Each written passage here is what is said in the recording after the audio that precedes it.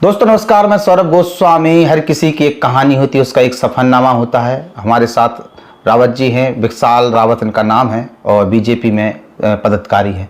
इनकी थोड़ी सी जीवन परिचय के बारे में जानते हैं, कितने पढ़े हैं, कहाँ के रहने वाले हैं और राजनीतिक सफर की उन्होंने जो शुरुआत की है उसका उद्देश्य क्या है। सर स्वागत है आपका। नमस्कार भैया। पहले तो थोड़ा सा आप अपना परिचय दें, कहाँ के रहने वाले हैं, क्या बैकग्राउंड है। मैं विशाल रावत हूँ। मेरा ग्राम बार पड़ता है, जो बार के अंतर्गत पड़ता है दसरारा ग्राम से मैं हूँ। ब्लॉक मेरा बार पड़ता है। कितने भाई बहन हैं आप लोग? हम लोग तीन भाई हैं।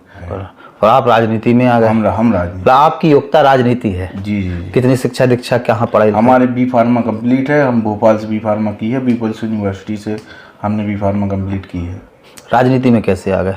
राजनीति में हमारे वैसे हमें लेने में सबसे बड़ा योगदान हमारे रत्नेश तिवारी जी का है। अच्छा।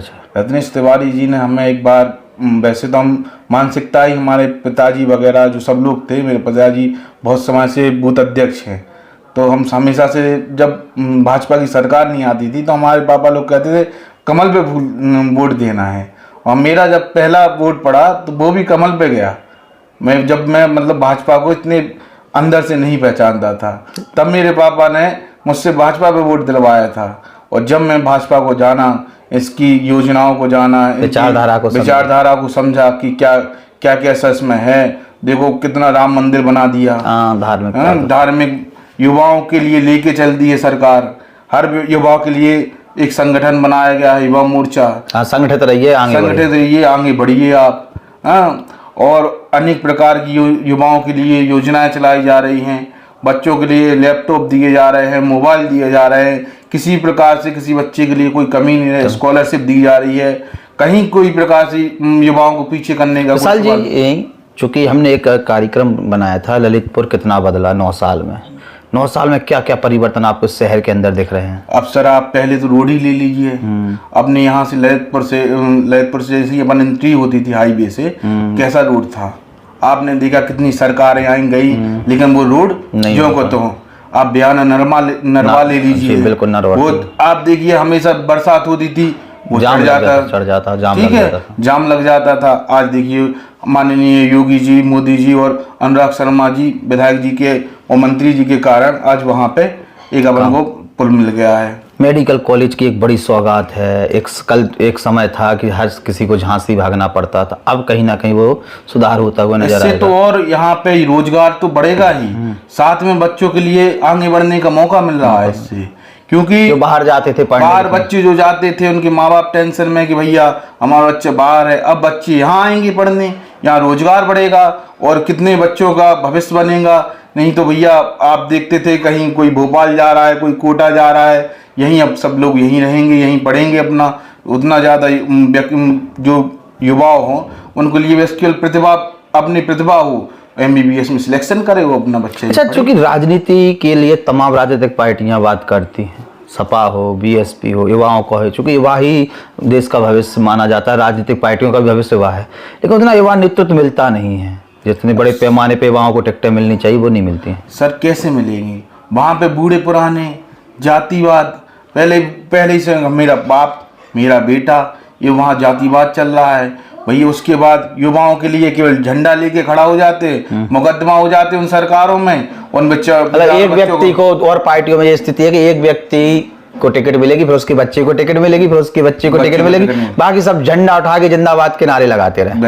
ये चल रहा। बीजेपी में मुकदमा लिखेंगे उन पे, उनके बच्चे बिल्कुल शांत, उन पे कोई मुकदमा नहीं लिखा जाएगा। बीजेपी में ये है, एक बच्चे को गलत शिक्षा नहीं दी जाती है कि आप कोई गलत आंदोलन कीजिए। आंदोलन होगा तो कोई मुद्दे पे होगा। ऐसे नहीं कि पता पड़ा कि कोई उनको काले झंडे दिखाओ। आज तक बताइए किसी बीजेपी कार्यकर्ता ने किसी को काले झंडे दिखाए?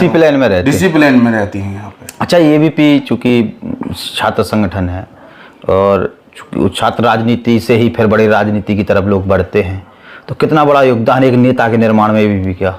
ABP का बहुत ज़्यादा योगदान। वहाँ पे आपको शिक्षा दी अनुशासन दिया जाता है, आपको सिखाया जाता है कि राजनीति आपको कैसे करनी है, किन मुद्दों पर राजनीति करनी है, आपको गरीबों को लेके चलना है, युवाओं के साथ चलना है।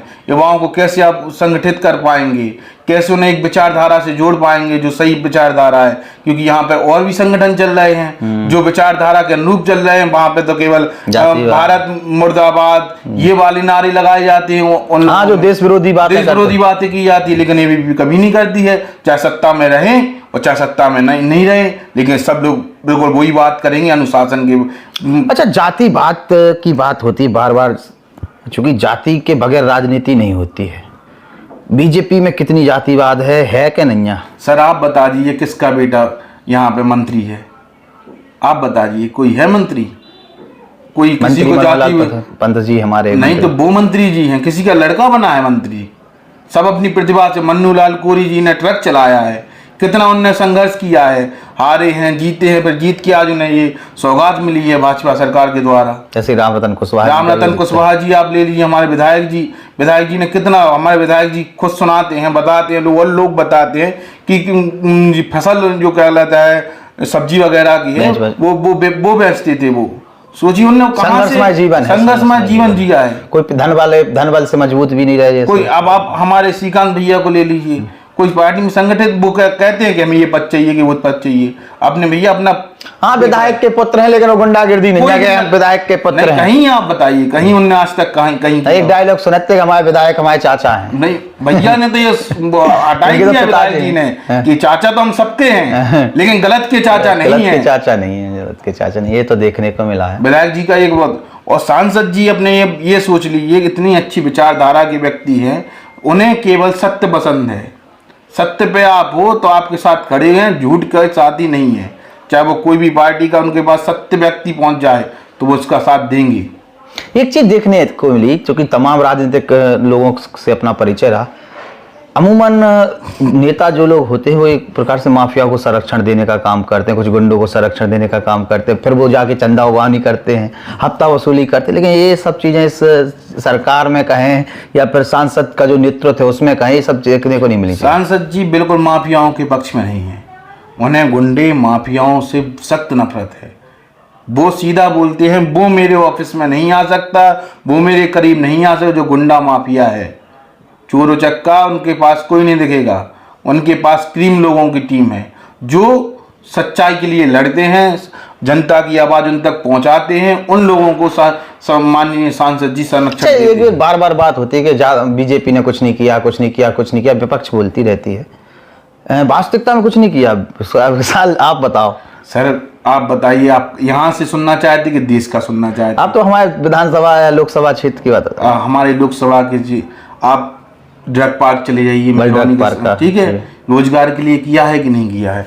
यहाँ हमारे क्या कहलाता है स्टेशन वाला पुल ले लीजिए, ये ओवरब्रिज किया है कि नहीं? मेडिकल कॉलेज ले लीजिए, किया है कि नहीं किया है? आप अंदर के पूरे जो ललितपुर विधानसभा के रोड हैं, आप बता दीजिए कहीं रोड बचा है कि यहाँ हम डाल दें?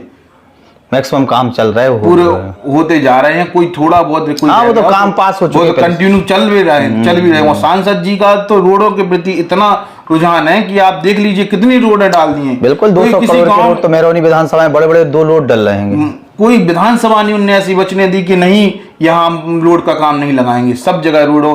कोई भी पहुंच गया, सर हमारे गांव में रोड नहीं है, भैया ने तत्काल लेटर लिखा इसके गांव में रोड दी जाए। भैया ने किसी को भी ये नहीं कहा कि नहीं भैया ये हमें तो वोट नहीं मिले तो भैया उन्हें ये पता ही नहीं है किसी कहाँ में वोट नहीं मिला, उन्हें इस चीज से मतलब ही नहीं है। मैं तो पूरी जो आपने क्या कहलाता है संसदीय क्षेत्र में पूरी सब जगह से जीता हूँ, उनका कहना ये है। मेरा हर व्यक्ति मेरे संसदीय क्षेत्र का मेरा नेता है, मेरा क्या गलत कार्य करता है। अच्छा अनुराग, अब चुनावी प्रचार में जा रहे हैं, युवा संगठन या कहें कि आपका युवा मोर्चा किस तरीके से उनका सहयोग कर रहा है? युवा मोर्चा उनके लिए जी जान से बिल्कुल अपना लगा हुआ है।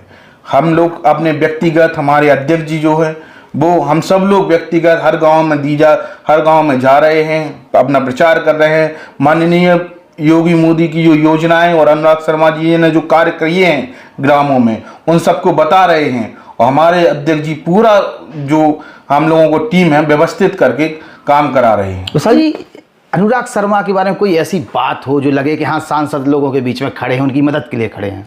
हम लोग एक बार मेहरौनी क्षेत्र का भ्रमण कर रहे थे, तो भैया पहुंचे गांव में, तो उसका एक लड़का था जो उसका ओंठ वगैरह कटा हुआ था। तो भैया ने उसका अभी भैया ने योजना चलाई थी कि जिसके भी वांट कटे हैं तो विदेश से लोग आए थे और उसका सर्जरी की गई, डॉक्टर साहब। हाँ, तो भैया यहाँ से पहुँचे, हम उनके साथ उस दिन झांसी गए थे। तो भैया झांसी मतलब पूरा रूटीन चला और लास्ट में रात को 10 साढ़े 10 बजे भैया कहते हैं अरे उस लड़की का नाम लिख के बताना कौन से गांव का था उसका, उन्होंने तत्काल उस नाम इतने लोगों के बीच में मिल रहे हो, नहीं याद है वहाँ उस दिन हम लोगों ने 12 गांव किए। 12 गांव के बाद जब तो अपन लोग जब मतलब मैं अपना बता दूं कि मतलब बहुत कम चीज़ें याद रह पाती हैं, मतलब इतना लंबा याद। उन्होंने वहाँ तत्काल उसका नाम लिखवाया और भैया उसका इलाज भी कराया गया, उसको फोन भी लगाया गया माननीय सांसद जी के द्वारा कि भैया उस बच्चे को लेके आइए, और भैया ने उसको ऑपरेशन करवाया उन सब बच्चों का। सोचिए जिनके मतलब फील्ड में अगर वो घूम रहे हो कोई जन समस्या है तो ध्यान है उन्हें हर व्यक्ति का ध्यान है। वो यहाँ से जाके वो उन सब के लिए वो कहते हैं हाँ ये, और कोई व्यक्ति एक बार मिल ले सांसद जी से, वो दूसरे दिन जब कभी भी पहुंचेगा नाम शायद भैया बताएंगे उसको, क्योंकि याद रहेगा क्योंकि भैया व्यक्तिगत लोगों से जुड़ना चाहते हैं। रहा है कि भैया थोड़ा बिजनेसमैन है तो भैया थोड़ा व्यस्तता रहती है, लेकिन भैया अब जब से चुनाव मूड में आए हैं और जब से चुनाव लड़ा है भाई भैया ने, जीत से आए हैं, जब से कंटिन्यू जनता के बीच में है भैया, आप खुद देख रहे हैं ऐसा कोई ग्राम नहीं बचा है जहां भैया नहीं जा गए हों। भैया ने 3-3 4 बार दौरे किए, भैया ने व्यक्तिगत लोगों की समस्याएं सुनी, और भैया ने हमें तो सबसे अच्छा नेक कार्य लगा जो बच्चे बोल नहीं पाते थे, मुंह से अपंग थे या उनके होंठ नहीं थे, कुछ ना कुछ कमियां थी, तो भैया उनको आप ये सोच लिए कैंसर के लिए कोई विधायक कितने सांसद जी कितना प्रयास करते होंगे। अगर कैंसर के लिए किसी ने लेटर मांगा तो भैया ने तत्काल दिया। हमारे ग्राम दसरारा में एक हमारे रिछाड़िया समाज की ब्राह्मण समाज की एक की मृत्यु हुई, तो उनके लिए भी भैया ने लेटर लिखवाया, पहले लेटर लिख दिया था, उनको मदद किया भैया, 2-2.5 लाख रुपए मिल गए भाई लोगों को। तो मतलब बहुत गरीब स्थिति से वो लोग आते थे, तो भैया ने ये व्यक्तिगत फोन, मतलब ये नहीं कि तुम किसी नेता के साथ जाओ, बस भैया तक आपकी बात पहुंच गई, मतलब आपका काम हो गया। 400 पार का जो नारा मोदी जी ने दिया है, हमें ये लगता है उससे ज्यादा ना हो जाए। अच्छा, आप कह रहे 400 पार, विपक्ष बचा कहाँ है? उन्हें जब उनके विपक्ष के जो व्यक्ति थे, जैसे हमारे श्याम सुंदर जी ले लो, हमारे पास हैं आज, हाँ, जो उनके खिलाफ चुनाव लड़े थे, जो उनके खिलाफ उनके साथ में थे, आज वो हमारे साथ हैं। यहाँ कौन है विपक्ष का? जो हमारे सब लोग तो हमारे साथ हैं, क्योंकि उन्हें लगा राम मंदिर बना, यहाँ विकास हो रहा है, ये पार्टी जो कह रही वो करके दिखा रही है, सब लोग यहाँ आ रहे हैं। अच्छा, चलिए ये सब बातें हो गई, अपने तीनों ही नेताओं के बारे में क्या कहना चाहेंगे? सांसद, विधायक, मंत्री के कामकाज कितने संतुष्ट हैं, कैसे नेता हैं? हमारे माननीय सांसद जी बहुत अच्छा कार्य किया है। हमारी विधानसभा ललितपुर विधानसभा से मैं आता हूँ, मेरी ललितपुर विधानसभा में भरपूर कार्य किया है। हमारे माननीय मंत्री जी ने भी विशेष कार्य किए हैं, जो उनसे हो पड़ता था वो हमारे बहुत सरल मंत्री जी हैं, आप पहुँच जाइए, आपका कार्य हो जाएगा। और हर जगह उन्होंने अपने क्या कहलाता है अपनी छाप छोड़ी है मंत्री जी ने, आप कहीं पे भी ले लीजिए, हर मेहरौनी विधानसभा को उन्होंने चमका के दे दिया है। हमारे माननीय विधायक जी, अब उनके पास इतने सरल व्यक्ति हैं कि वे कंटिन्यू ही लगातार लोगों के बीच में जाते हैं, लोगों की समस्याएं सुनते हैं और कंटिन्यू ही काम करते रहते हैं। उनमें तो ना जाने ऊर्जा कहाँ से आती है। माननीय सांसद जी हैं वो क्या कहलाते। अच्छा, एक इसी बात को ऐसे लेके चलते हैं कि मंत्री जी जीते पहली बार, लगभग 1.25-2 लाख के ऊपर के वोट थे, दूसरी बार भी उसी के हिसाब से बराबर आ गए वोट, मतलब उसको भी बीट करके आगे निकल गए। राम रतन कुशवाहा जी के पहली उसमें कम वोट थे, लेकिन अगली बार वोट ज्यादा बढ़ गए, नंबर लगा नहीं वोट ज्यादा आ गए। तो कहीं ना कहीं विधायक की जो फील्ड में मेहनत थी, वो लोगों के बीच में कहीं ना कहीं छाप छोड़ी। विरोध जरूर लोग करते रहे कि नहीं विधायक ऐसे, लेकिन जनता ने एक भी देखा कि हम खूब विरोध करते, लेकिन विधायक जी की तरफ से कोई प्रतिक्रिया नहीं आई है। मतलब विधायक सरल स्वभाव के हैं, सहनशील है और लोगों के बीच में भी बने रहे, जो हमारा ओपिनियन है। हमारा भी ओपिनियन, आप लोग हमारे मन की बात कह रहे हैं। हमारे विधायक जी इतने सरल हैं, आप सबके चाचा हैं, जो आप कह रहे थे सबके चाचा हैं। विधायक जी को आप रात को 1 बजे फोन लगा लीजिए, आपकी समस्या तत्काल समाधान किया जाएगा, अगर वो तुरंत निपटने होने लायक होगी तो बिल्कुल, क्योंकि वो खुद वकील है तो पहले नियम कायदे कानून नियम कायदे कानून गलत केस दे तो जैसे सांसद जी को नियम से चलते हैं, उनके पास एक बुक है, नियम से चलते हैं। भाजपा की बुक हमारे सारे मंत्री विधायक सबके पास है कि इसके नियम के हिसाब से चलना है। लक्ष्मण रेखा इससे बाहर नहीं जाना इससे बाहर नहीं जाना है। हमारे माननीय अनुराग शर्मा जी को ले लीजिए, आप जाइए, वो रहें अन्यथा ना रहें, आपका काम तत्काल होगा। आप फोन लगा लीजिए, वो तत्काल आप खुद उठाते हैं, खुद बताते हैं हाँ भैया इनका ये होना है। कभी भी कितने ट्रांसफार्मर, कितने रोड जो सालों से डले हुए थे, 70 साल वो कांग्रेस राज कर गई, कुछ नहीं किया उसने। भैया ने घर घर जाके व्यक्तियों की, कभी हम कल गए राजघाट में, भैया ने उनसे, उन लोगों ने बोला भैया हम 10 साल से लाइट नहीं आ रही एक मोहल्ले पे, बताइए। भैया ने तत्काल फोन लगाया, भैया यहाँ पे करो, किया जाए कार्य। भैया मैं व्यक्तिगत कह रहा हूँ, मैंने बिजली व्यवस्था के लिए भैया के लिए 50 लेटर दिए होंगे, 85 लेटरों पर कार्रवाई हुई है और 85 लेटरों की डीपियाँ रखी गई हैं। मैं जखौरा क्षेत्र में भी काम कर रहा हूँ लग के, मैंने सब जगह डीपियाँ रखी हैं, बाहर में डीपियाँ रखवाई हैं। तो सांसद जी कंटिन्यू अपने संपर्क में रहते हैं कि नहीं, बताइए कहाँ क्या काम होना है। मतलब ठीक ठाक हैं। तो अब किधर कितने वोटन से आ रहे हैं भैया? इस बार तो हमसे लिख लो भैया, 5 लाख के ऊपर हमारे सांसद जी रहेंगे। जीत के आ रहे हैं? जीत के आएंगे। मतलब प्रदेश में हमारे तक के 2 ही विधायक हैं, मंत्री, चाहे मन्नू कोरी मान लो चाहे राम रतन, टॉप 10 में आते हैं। हाँ, ये भी टॉप 10 में जगह हमारे दूसरे तीसरे पे आ जाए हमारे, ये भी टॉप 10 पे नगर बना, टॉप 10 के हम क्या टॉप 3 में, टॉप 3 में आ जाए हमारे सांसद जी। क्योंकि जो विपक्षता पूरा निस्तो नाबूद कांग्रेस है। अरे कुछ नहीं बचा है सर, क्या बचा है? सब बीजेपी में आ गए, सब बीजेपी में आ गए। वो तो नाम के लिए नहीं हो पा रहा है। राम मंदिर पे 2 लाइन बोलने होते, राम मंदिर पे कछु। राम मंदिर पे तो भैया ये है कि प्रभु की आस्था, मोदी जी का हम लोगों के लिए उपहार दिया है उनने कि हमारा राम मंदिर मिल गया। 500 वर्षों से 10 साल की सरकार की सबसे बड़ी उपलब्धि राम मंदिर। नहीं भैया, राम मंदिर तो सबसे बड़ी उपलब्धि है ही, सुशासन सबसे बड़ी उपलब्धि है। जो राम राज्य चाहिए था, राम मंदिर बनाया, साथ में राम राज्य दिया। अच्छा, जो चूंकि बार बार बात बढ़ रही है, लास्ट में बुलडोजर पे क्या कहेंगे? योगी बुलडोजर तो भैया माफियाओं के लिए तैयार है, गुंडों माफियाओं के लिए समझ लो बुलडोजर तैयार है, और बुलडोजर चलने वाला है। जिसने भी अगर माफियागिरी दिखाई या गुंडागिरी, आम जनता को परेशान, आम जनता को जिसने भी परेशान किया, वो समझ लो कि बिल्कुल बुलडोजर आने वाला है भैया। मोदी योगी जी बिल्कुल नहीं इसमें बख्शते हैं, चाहे वो कोई भी रहे। अच्छा, जीतने का यही कारण है कि सुशासन है, शांति है, सुकून है, इसलिए जनता वोट कर। अब आप गांव की जनता में जाइए तो गांव की जनता जो है वो ये कि आप कहो भैया हमें वोट चाहिए, बोले हम भाजपा ही में वोट देंगे। हमने कहा क्यों भैया? कहला कितना शांतिमय जीवन है यार, कहला कोई हमें चुरपुट परेशान नहीं कर रहा। हमारी बहू बेटी है, जो हमारी बहनें हैं, हमारी माताएं हैं, वो रात को 12-11 इस बार हमने देखा होली पर बहनें अपना घूम रही हैं, कोई छेड़ने वाले की औकात नहीं है, कोई छेड़ दे बहनों को।